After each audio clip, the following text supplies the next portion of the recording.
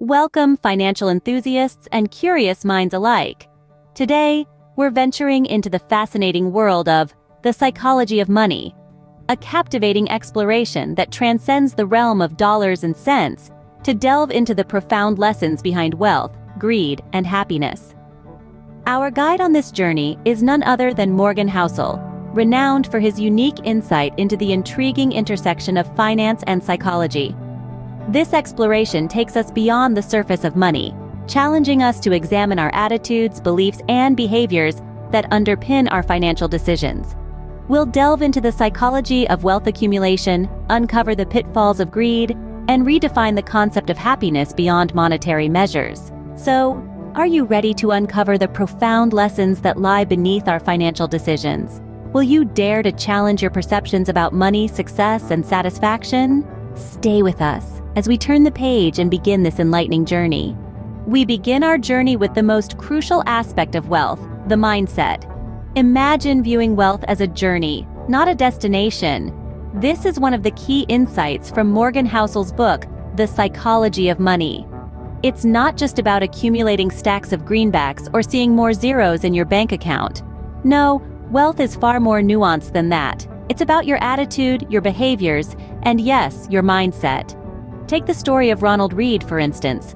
A gas station attendant and janitor from Vermont, he lived a frugal life, driving a second-hand car and chopping his own firewood. Yet, when he passed away, he left behind an estate valued at $8 million. How did he do it? He had the mindset of wealth. He understood that money isn't about instant gratification, but long-term growth. He invested wisely, lived within his means, and let compound interest do its magic. On the other hand, consider the tale of lottery winners who suddenly come into vast sums of money. Research shows that many of them wind up broke within a few years. Why? Because they lacked the mindset of wealth. They saw money as something to be spent, not invested. They lacked the discipline to manage their newfound wealth, and as quickly as it came, it disappeared. These examples highlight the fact that wealth isn't just about having money. It's about knowing how to manage it, how to grow it, and how to use it to create a fulfilling life.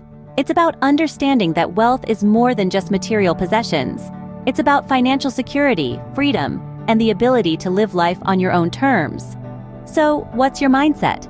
Do you view money as a tool for long-term growth and security, or do you see it as a means to instant gratification? Your answer to this question can have a profound impact on your financial success. Remember, wealth isn't just about the numbers on your bank statement. It's about your attitude and behaviors towards money. Now, let's navigate through the murky waters of greed and its destructive potential. Greed, this intense and selfish desire for something, especially wealth, is often painted in a negative light, and rightly so. Its psychological traps are crafty and subtle, luring us in with the promise of more, only to leave us less satisfied and often less wealthy. Take the story of the infamous stockbroker Bernie Madoff. Madoff's empire, built on a foundation of deceit and greed, eventually crumbled under its own weight. His insatiable desire for wealth led him to orchestrate one of the largest Ponzi schemes in history, defrauding thousands of investors out of billions of dollars. In the end, Madoff's greed cost him his freedom, his reputation, and his peace of mind. Or consider the case of the tech bubble at the turn of the millennium. Many investors, fueled by avaricious dreams of quick riches, poured their money into tech stocks without fully understanding the market dynamics. When the bubble burst, these investors found their dreams shattered, their greed having led them to make impulsive and risky decisions. But it's not all doom and gloom. The pitfalls of greed can be avoided, and the first step is awareness. Recognizing the lures of greed and the psychological traps it sets is key to maintaining a balanced perspective on wealth. Think long-term. Greed often fixates on immediate gains, but wealth is built over time. The most successful investors are patient, allowing their investments to grow gradually. They understand that the path to wealth is not a sprint, but a marathon. Diversify your investments. Don't put all your eggs in one basket, as the saying goes. Spreading your investments across different assets and industries can protect you from the volatility of any single market. And finally, cultivate contentment. It's easy to fall into the trap of always wanting more, But learning to be satisfied with what you have is a powerful antidote to greed. Remember, wealth is not just about accumulating more. It's also about appreciating what's already there. In essence, greed can be likened to a mirage in the desert. It promises an oasis of wealth and satisfaction, but as you get closer, you realize it's just an illusion. Instead of leading you to prosperity, it leaves you stranded in the barren landscape of dissatisfaction and regret.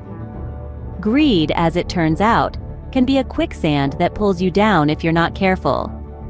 So tread wisely, financial aficionados. Your journey to wealth is not just about how much you acquire, but also about how well you navigate the pitfalls along the way. Let's shift gears and talk about something even more profound: happiness. As we delve into the depths of our discussion, it becomes apparent that the attainment of wealth often comes hand in hand with the pursuit of happiness. But how often do we pause to examine this relationship? Is there a point where wealth stops contributing to happiness?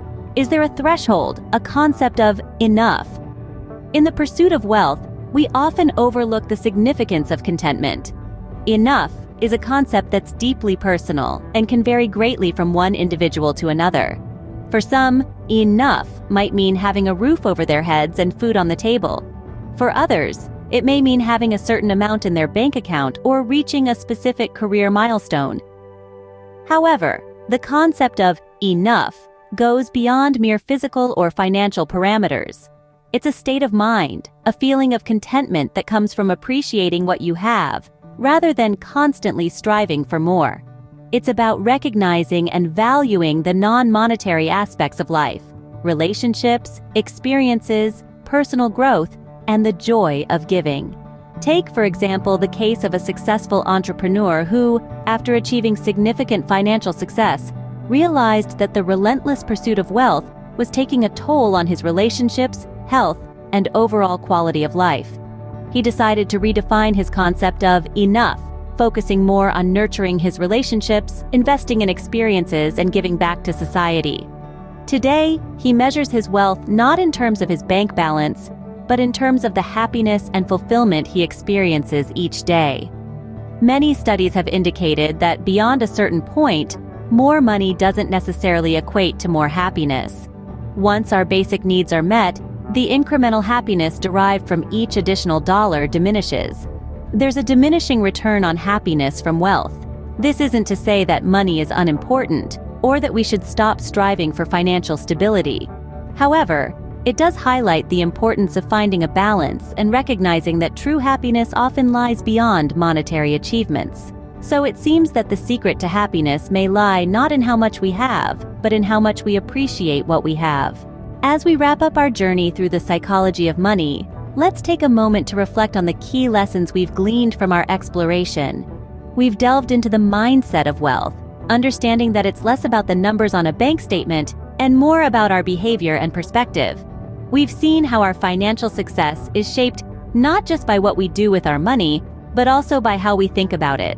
We've also ventured into the treacherous terrain of greed, recognizing the pitfalls that can ensnare even the most seasoned financial veterans. We've learned that unchecked desire for wealth can lead to reckless decisions, and that the key to avoiding these traps lies in maintaining a balanced and mindful approach to our financial aspirations. And perhaps most importantly, we've discovered that true happiness extends beyond the confines of our financial status.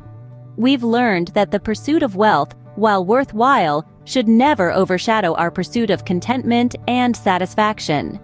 We've seen how understanding the concept of enough can lead to a more fulfilling life. Now, it's time to turn these lessons inward. Consider your own relationship with money. How does your mindset shape your financial decisions? How can you guard against the pitfalls of greed? And how can you find your own sense of enough? We hope these insights inspire you to look at money in a new light. Don't forget to share your thoughts in the comments below and hit that subscribe button for more enlightening content. Until next time, keep exploring.